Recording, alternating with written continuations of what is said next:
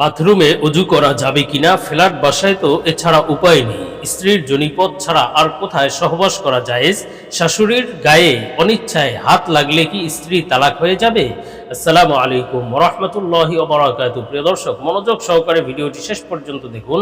অন্যথায় কোনো মাসআলায় ভুল বোঝার সম্ভাবনা থাকে। আর সরাসরি কোনো প্রশ্ন করতে বা লিখিত কোনো বিষয়ে সমাধান পেতে ফতোয়া বিভাগে স্ক্রিনে দেওয়া নম্বরে ইমো অথবা হোয়াটসঅ্যাপে যোগাযোগ করবেন। তো আমরা মূল আলোচনায় চলে যাব। প্রশ্ন ছিল, শাশুড়ির গায়ে অনিচ্ছায় হাত লাগলে কি স্ত্রী তালাক হয়ে যাবে? দেখুন, শাশুড়ির গায়ে যদি অনিচ্ছায় হাত লাগে, স্পর্শ হয়ে যায়, বিষয়টি অত্যন্ত স্পর্শকাতর এবং জটিল একটি বিষয়। এটা হুরমতে মুসাহারার সাথে সাব্যস্ত বা হুরমতে মুসাহারা সংশ্লিষ্ট একটি মাসআলা।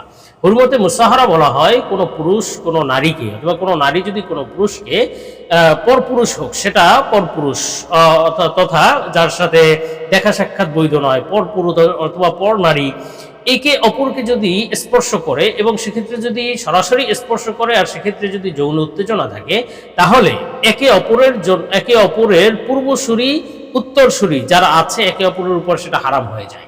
অর্থাৎ কোনো পুরুষ যদি কোনো পর নারীকে টাচ করে, স্পর্শ করে, যৌন উত্তেজনার সাথে সরাসরি স্পর্শ করে, তাহলে ওই নারীর মেয়ে, তারপরে তার নাতনি, আরো যারা নারী নিম্নতম আছে অথবা ঊর্ধ্বতন, তার মা, নানি, দাদি, এরা পর্যন্ত হারাম হয়ে যাবে। এটা হলো হুরমতে মুসাহারার ক্ষেত্রে মাসআলা। তেমনি ভাবে ওই নারী ওই পুরুষের সন্তান, তারপরে তার বাবা, দাদা, এদের জন্য হারাম হয়ে যাবে, চিরতরে হারাম হয়ে যাবে। অত্যন্ত গুরুত্বপূর্ণ একটি মাসআলা, হুরমতে মুসাহারার মাসআলা। এখন কোনো পুরুষ যদি তার স্ত্রীর মা তথা শাশুড়িকে যদি টাচ করে এবং সেক্ষেত্রে যদি যৌন উত্তেজনা থাকে এবং টাচটার বা স্পর্শটা যদি সরাসরি হয়, হাতে স্পর্শ করলো, হাত ধরলো, এর মাধ্যমে যদি যৌন উত্তেজনা থাকে, তাহলে ওই স্বামী স্ত্রী একে অপরের জন্য চিরতরে হারাম হয়ে যাবে। চিরতরে হারাম হয়ে যাবে। এমন না যে তালাক হয়েছে, পুনরায় বিবাহ করলে হবে, এমন নয়, বরং চিরতরে হারাম হয়ে যাবে। খুবই স্পর্শকাতর বিষয়, জন্য এই বিষয় থেকে দূরে থাকতে হবে। কিন্তু যদি অনিচ্ছায় টাচ হয়ে যায় এবং সেক্ষেত্রে যদি যৌন উত্তেজনা না থাকে, তাহলে কিন্তু হারাম হবে না, এক্ষেত্রে গুনাহ হবে না বা হারাম হবে না। কিন্তু তারপরেও যেহেতু হারাম হওয়ার একটা সম্ভাবনা আছে বা সম্ভাবনার হারাম হওয়ার মাসআলা আছে, যে উত্তেজনা হয়তো চলেও আসতে পারে, তো এই জন্য আসলে এই কাজটা থেকেই দূরে থাকতে হবে। তো আমরা পরবর্তী প্রশ্নের জবাবে চলে যাই। প্রশ্ন ছিল, স্ত্রীর জনিপথ ছাড়া আর কোথায় সহবাস করা জায়েজ? দেখুন, স্ত্রীর লজ্জাস্থান ছাড়া, স্ত্রী আসলে স্বামী স্ত্রী একে অন্যের জন্য আল্লাহ তাআলা সম্পূর্ণ হালাল করে দিয়েছেন, একে অপরের উপর সম্পূর্ণ হালাল করে দিয়েছেন। তবে বেশ কিছু বিধিনিষেধ আছে, হালালের মধ্যেও বেশ কিছু বিধিনিষেধ থাকে। আল্লাহ তাআলা কিছু সীমারেখা দিয়ে দেন যে বান্দা এগুলো মানে কিনা। যেমন স্ত্রী সম্পূর্ণরূপে হালাল, কিন্তু স্ত্রীর মাসিকের সময় আপনি স্ত্রীর সাথে সহবাস করা সম্পূর্ণ আবার হারাম করে দিয়েছেন।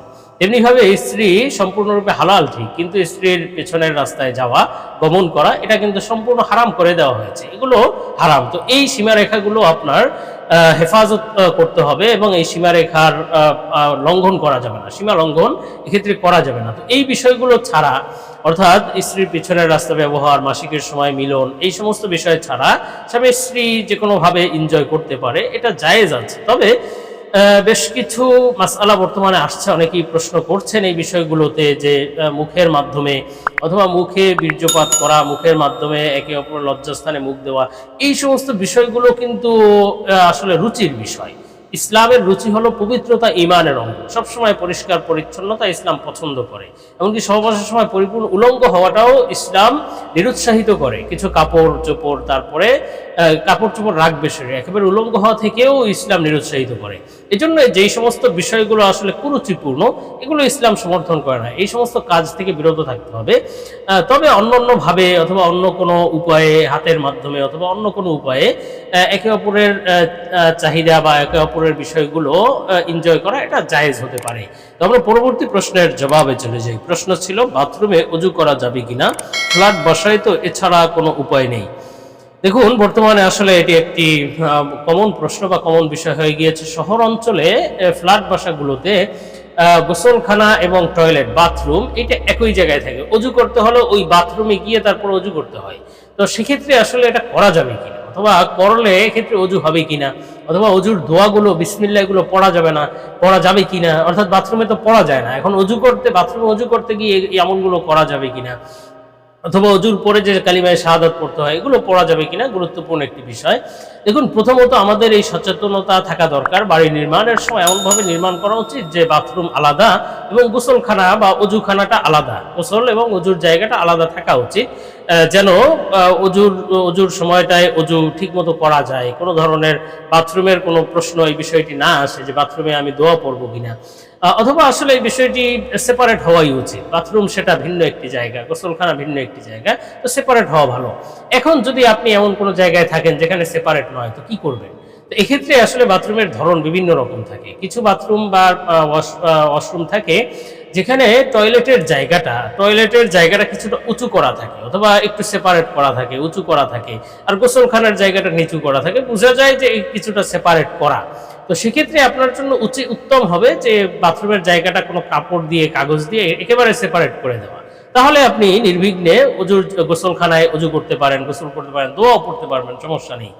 আর যদি এমন সেপারেট করা না থাকে তাহলে আপনি যদি একেবারে একই রকম মনে হয়, উঁচু নিচু করাও নেই, বাথরুম এবং গোসলখানা একই জায়গায়, সেপারেট করার কোনো সুযোগ নেই, তাহলে এই সমস্ত জায়গায় আপনি অজু না করা উত্তম, অজু না করা উচিত।